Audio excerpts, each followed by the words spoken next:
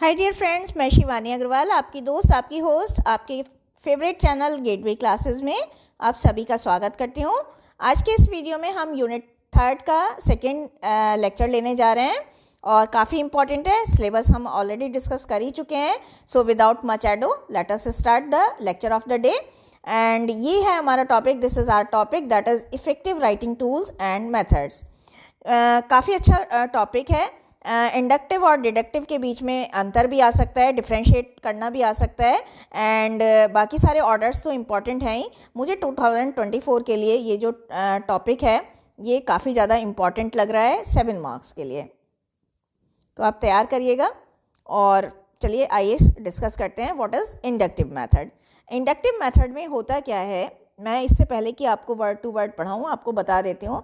इसमें हमें particular statement से जनरल की ओर जाना होता है, यानी कि हमारे पास एक की सेंटेंस होता है, हमारे पास एक टॉपिक सेंटेंस होता है, हमारे पास एक कह सकते हैं एक की आइडिया होता है और उसी आइडिया को वही पार्टिकुलर स्टेटमेंट बोला जाता है। उस की आइडिया को हम लाइन बाय लाइन इलेबोरेट करते हैं, एक्सप्लेन करते हैं फर्दर लाइंस में। तो इस ऑर्डर को इंडक्टिव ऑर्डर कहते हैं। तो इंडक्टिव ऑर्डर में हमें क्या करना है, we move from particular statements to general statements. Particular statement से हमें जनरल स्टेटमेंट की तरफ मूव ऑन करना होता है। और इसमें हमें क्या करना है, क्योंकि पर्टिकुलर स्टेटमेंट से मूव करना है तो हमें क्या करना है, we start with topic sentence या वी में से की सेंटेंस। हम इसमें टॉपिक सेंटेंस से या की सेंटेंस से स्टार्ट करते हैं और बाद में हम क्या करते हैं, उसी की सेंटेंस को, उसी टॉपिक सेंटेंस को एक्सप्लेन और इलेबोरेट करते हैं। सेंट्रल आइडिया को, जो भी है हमारा की सेंटेंस को, जो भी सेंट्रल आइडिया है उसे ही हम फर्दर लाइंस में, आगे की लाइंस में हम उसे ही क्या करते हैं, इलेबोरेट करते हैं और क्या करते हैं, एक्सप्लेन करते हैं। क्या करते हैं, या तो एक्सप्लेन करते हैं और या क्या करते हैं, इलेबोरेट करते हैं, यानी कि उसकी व्याख्या करते हैं। It is generally used in newspaper reports. अब देखिए एग्जाम्पल भी मैंने बहुत अच्छे से दिया है, आपके पास भी कोई एग्जाम्पल हो तो आप ज़रूर दीजिएगा। न्यूज़पेपर रिपोर्ट्स में यही वाला मेथड यूज़ होता है, जहाँ पर क्या होता है, हेडलाइंस होती हैं और फिर हेडलाइंस को इलेबोरेट करा जाता है, यानी उनकी व्याख्या करी जाती है। तो अब तो आप बहुत अच्छे से समझ ही गए होंगे। आगे चलते हैं डिडक्टिव ऑर्डर। देखिए ये तो पता ही लग रहा है कि डिडक्टिव ऑर्डर जो है that is the reverse order of inductive order method. तो रिवर्सल, अच्छा एक चीज़ और है, ऑर्डर और मेथड एक ही चीज़ है, तो डोंट बी कंफ्यूज। मेथड आए या ऑर्डर आए, बात एक ही है। It is the reversal of the inductive order. Inductive order का रिवर्सल ऑर्डर है। In this order we start from general statements. इसमें हम क्या करते हैं, जनरल स्टेटमेंट्स से स्टार्ट करते हैं, यानी कि हम ऐसे स्टार्ट करेंगे कि trees give us oxygen, trees help us to bring rain, trees give us medicine, trees give us wood, है ना। that is why we can say that trees are our life, है ना। तो हमने पहले जनरलाइज करा, उसके बाद अगली लास्ट लाइन में हमने कंक्लूड कर दिया। तो इसमें क्या करते हैं, हम जनरल स्टेटमेंट से पर्टिकुलर की तरफ मूव ऑन करते हैं। आप कोई भी एक याद कर लेंगे तो दूसरा आपको अपने आप याद हो जाएगा। तो जनरल स्टेटमेंट से पर्टिकुलर की तरफ मूव करते हैं। Then on the basis of that, यानी on the basis of general statement we reach to conclusion. हम जनरल स्टेटमेंट के बेस पर बाद में कंक्लूजन तक पहुंचते हैं। Topic sentences usually the last sentence in this kind of paragraph. इस काइंड के पैराग्राफ में टॉपिक सेंटेंस लास्ट में आता है, क्योंकि हम लास्ट में ही तो कंक्लूजन पर पहुंच रहे हैं। जैसे हम मैथमेटिकल थ्योरम्स को जब सॉल्व करते हैं तो हम थ्योरम को स्टेप बाय स्टेप सॉल्व करते हैं और इसके लास्ट में हम कंक्लूजन पर पहुंचते हैं और कहते हैं कि हैंस इट इज़ प्रूव्ड। तो डिडक्टिव में क्या है कि हम जनरल स्टेटमेंट से स्टार्ट करेंगे और फिर हम पर्टिकुलर पर जाएंगे, यानी हम जनरल डिटेल देंगे और फिर on the basis of that general detail we have to prove that whatever we have said that is true और whatever we have said that mean so and so. जो भी हमने कहा उसका मतलब अब ये निकलता है। तो आप समझ गए होंगे। स्पेशल ऑर्डर, स्पेशल ऑर्डर जो है दैट इज़, ये बहुत इंपॉर्टेंट है, इस बार के लिए 2 मार्क्स में आ सकता है। स्पेशल ऑर्डर में क्या होता है कि स्पेशल जो है that is related to space. Space का मतलब है जगह। स्पेस का मतलब है डिस्टेंस, है ना। It is the principle of descriptive writing. ये बेसिकली डिस्क्रिप्टिव राइटिंग के लिए का एक प्रिंसिपल है, जहाँ आइटम्स को अरेंज करा जाता है इन order of their physical location, appearance and shape.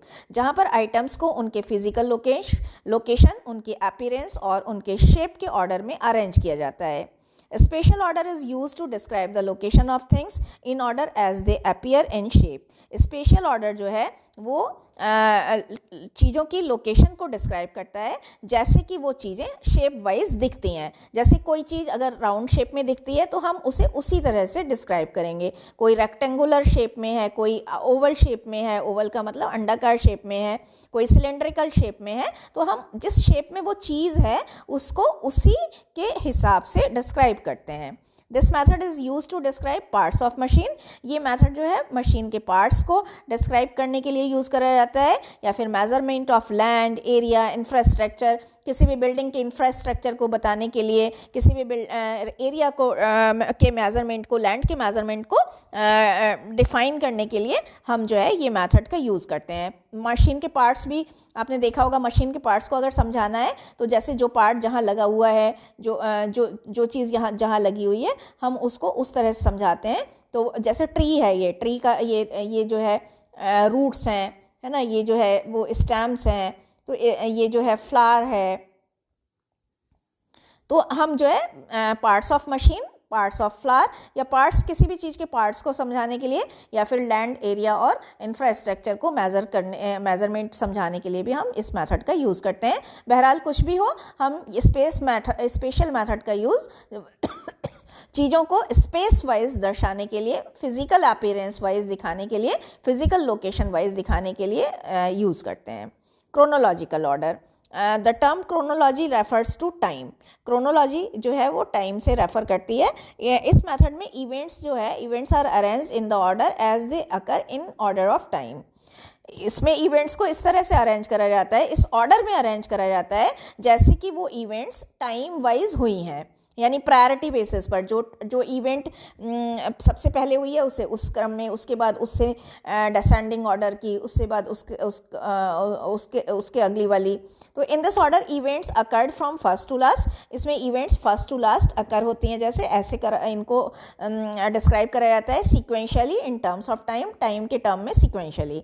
It is use to describe historical event. ये जो है वो हिस्टोरिकल इवेंट्स को डिस्क्राइब करने के लिए जनरली यूज़ होता है, या फिर प्रोसीजर और प्रोसेसेस को डिस्क्राइब करने के लिए होता है। जो भी प्रोसीजर, जो भी प्रोसेसेस, मतलब जिसमें स्टेप बाय स्टेप हमें जो है डिफाइन करना होता है चीज़ों को। अब आपको पता ही है कि प्रोसीजर्स हैं, तो उनको, प्रोसीजर को हमें प्रक्रियाएं, प्रोसीजर्स का मतलब प्रक्रियाएं हैं जो वो हमें एक के बाद एक, जैसे कि आप फॉर्म भरते हैं ना, तो उसमें लिखा होता है कि पहले, या फिर आप जो भी, जैसे कभी मोबाइल फ़ोन लाते हैं ना, तो उसमें लिखा होता है पहले लिड खोलिए, open the lid, then insert the sim, then ये करिए, देन वो करिए। तो वो जो है वो भी क्रोनोलॉजिकल मेथड है कि जिसमें आपको स्टेप बाय स्टेप सीक्वेंशियली समझाया जाता है कि what to do next, what to do next.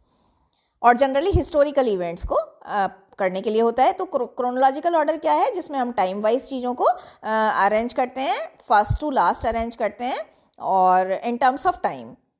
जैसे कि ये मैंने एग्जाम्पल लिया है, बर्थ आपका इतने में हुआ, फिर ग्रेजुएटेड आप यहाँ पर हुए। जैसे कि आप जब रिज्यूमे बनाते हैं ना, तो आप एक टेबल बनाते हैं।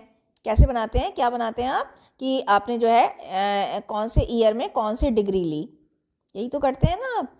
जैसे आपने 2012 में 2022 में आपने बीटेक करा, फिर 2024 में आपने एमटेक करा, है ना, फिर 2028 में आपने पीएचडी करी। तो इस तरह से आगे आता है माफ़ कीजिएगा, अगला आता है कॉज एंड इफेक्ट ऑर्डर। तो कॉज एंड इफेक्ट ऑर्डर तो बहुत ही आसान है, इसे आप इस तरह से भी प्रेजेंट कर सकते हैं, रिजल्ट और रीज़न। इसमें हमें सॉरी, पहले आएगा, एक मिनट, थोड़ा सा गलत हो गया, ये आपका थोड़ा सा गलत हो गया है ना। इसमें हमें क्या करना होता है, पहले आएगा रीज़न, रीज़न ही तो होगा ना, पहले मुर्गा पहले आया, फिर आया रिजल्ट। तो इसमें हमें पहले करना था what made an event happen, क्या कारण, मतलब किसने एक इवेंट को हैपन कराया, घटित कराया, यानी रीज़न क्या था, what is the reason, what was the reason behind an event to take place, क्या रीज़न था जिसके कारण से वो इवेंट हुई। और उसके बाद once the event is done, once the event is happened, तो what is the outcome of the event, outcome क्या निकला, यानी कि नतीजा क्या निकला, यानी कि कॉन्सिक्वेंसेस क्या निकले, यानी कि रिजल्ट्स क्या निकले, है ना। तो किस कारण से इवेंट हुई और किस कारण से रिजल्ट निकले, तो ये भी बना लीजिएगा, रीजन और रिजल्ट। यानी ये जो है कॉज एंड इफेक्ट ऑर्डर, ये R² पर डिपेंड करता है, reason and result. Compare and contrast order, इसमें क्या करते हैं हम, सिमिलैरिटीज़ और डिससिमिलैरिटीज़ दिखाते हैं, डिफरेंसेस दिखाते हैं लोगों के बीच में, कभी आइडियाज़, कॉन्सेप्ट, आस्पेक्ट, माइंडसेट्स के बीच में, सिचुएशंस और सरकमस्टेंसेस के बीच में, आइटम्स और थिंग्स के बीच में। तो इन सब चीज़ों के बीच में हम यहाँ पर एक चार्ट बना लीजिएगा, आप ऐसे करके बना लीजिएगा। देखिए ये बहुत आसान चार्ट है, और यहाँ पर आप लिख लीजिएगा पीपुल, ये, तो फिर इस तरह से आपका बहुत ही इलेबोरेटिव और प्रेजेंटेबल हो जाएगा। तो इस तरह से आप कर सकते हैं। तो इन सब के बीच में हमें क्या दिखाना होता है, सिमिलैरिटीज़ और डिससिमिलैरिटीज़ दिखानी होती हैं। This method also help us to decide which one is the best या बेटर अमंग ऑल, सब चीज़ों में, दोनों चीज़ों में कौन सी बेस्ट है या बेटर है। इंटरप्टेड मेथड, ये काफ़ी इंपॉर्टेंट है, कई बार आता है 2 मार्क्स में, है ना। Interrupted, although is not a positive term to use professionally, but even then while writing paragraph, interrupted method is useful. Interrupted वैसे तो देखा जाए तो interruption का मतलब है बाधा डालना, बीच में रोकना, रुकावट डालना, तो ये एक पॉजिटिव टर्म नहीं है प्रोफेशनली यूज़ करने के लिए, लेकिन फिर भी पैराग्राफ राइटिंग में कहीं कहीं ये बहुत काम आता है। अब ये कहाँ काम आता है वो देखना है हमें। तो to give a turn to the lines of thought, जहाँ पर हम लाइन्स ऑफ थॉट को टर्न देते हैं, मोड़ देते हैं, एक घुमाते हैं, है ना, मोड़ देते हैं, घुमाते हैं, यानी कि चेंज करते हैं, क्या करते हैं, चेंज करते हैं, वहाँ पर हमें ये मेथड का यूज़ करना होता है। या फिर आप कह सकते हैं टू चेंज द आइडिया, जब आपको आइडिया चेंज करना होता है तो भी आप इंटरप्टेड मेथड का यूज़ कर सकते हैं। या फिर to introduce a new concept, जहाँ पर आपको एक new ideology, new concept introduce कराना होता है, वहाँ पर भी आप इंटरप्टेड मेथड का यूज़ कर सकते हैं। लिनर जो है बहुत बहुत बहुत इंपॉर्टेंट है। लिनर मेथड 2 मार्क्स में। लिनर मेथड क्या है, ऑथर इसमें मूव करता है systematically following the steps of, इसमें इतने सारे स्टेप होते हैं, पहले वो आइडिया गैदर करता है, फिर उसमें कुछ मिक्सिंग करता है, एडिंग करता है, मिक्सिंग करता है, यानी कि आइडियाज़ में कुछ और जोड़ता है, फिर मूविंग, कलेक्टिंग, रिकलेक्टिंग, फिर और भी कलेक्ट करता है, रिकलेक्ट करता है, चेंजिंग, चेंज करता है, मतलब अगर उसे कोई चेंज करना होता है तो चेंज करता है, शिफ्टिंग, एडिंग और डिलीटिंग करके, फिर फाइनली वो प्रूफ रीड करता है, फाइनल ड्राफ्ट बनाता है, और फिर उसके बाद ब्लूप्रिंट को शेयर कर देता है रीडर्स के साथ। ब्लूप्रिंट का मतलब है एक जो कच्चा ड्राफ्ट, मतलब एक जो फाइनल, जब पब्लिशिंग में जाने से पहले, पब्लिशिंग में जाने से पहले एक जो रफ बुक होती है ना, वो। Exposition method, exposition is a type of oral और written method of developing paragraph. Exposition में हमें क्या करना होता है, एक्सप्लेनिंग, डिस्क्राइब और इन्फॉर्म। इस मेथड में टॉपिक सेंटेंस फर्स्ट सेंटेंस होता है, और entire paragraph is an explanation of the topic sentence। पूरा पैराग्राफ उस टॉपिक सेंटेंस का एक एक्सप्लेनेशन होता है। अगला आता है प्रॉब्लम एंड सॉल्यूशन मेथड। इस मेथड में writer begins by explaining the problem और देन ही ऑफर्स सोल्यूशन और मल्टीपल सोल्यूशन और सीरीज ऑफ सोल्यूशंस। इसमें हम क्या होता है, राइटर एक प्रॉब्लम को इंट्रोड्यूस कराता है, एक प्रॉब्लम को से स्टार्ट करता है, और फिर वो उस प्रॉब्लम का हल देता है या बहुत सारे हल देता है, सीरीज ऑफ सोल्यूशन देता है, और if the writer is successful to convince the audience with his solutions, paragraph becomes influential and winning। अगर उसके सोल्यूशन लोगों को अच्छे लगते हैं तो उसका पैराग्राफ इन्फ्लुएंशियल, इम्प्रेसिव और विनिंग हो जाता है, और वो लोगों के दिमाग में इंडेलिबल इम्प्रेशन छोड़ता है। इंडेलिबल इम्प्रेशन का मतलब है अमिट छाप। फॉर एग्जाम्पल आप एक बैगर प्रॉब्लम पर ऐसे लिख रहे हैं, तो अगर आप सोल्यूशन देंगे और सोल्यूशन लोगों को पसंद आते हैं तो वो आपका पैराग्राफ जो है वो बहुत ही अच्छा हो जाएगा। जैसे problem of pollution and preventive measures to check pollution, example के लिए ये वाला हो सकता है कि पॉल्यूशन की प्रॉब्लम और उस प्रॉब्लम को रोकने के लिए प्रिवेंटिव मेजर्स क्या हैं, उसको कंट्रोल करने के लिए प्रॉब्लम की पॉल्यूशन की प्रॉब्लम को। अब अगला आता है हमारा last, fact, figures and statistics method.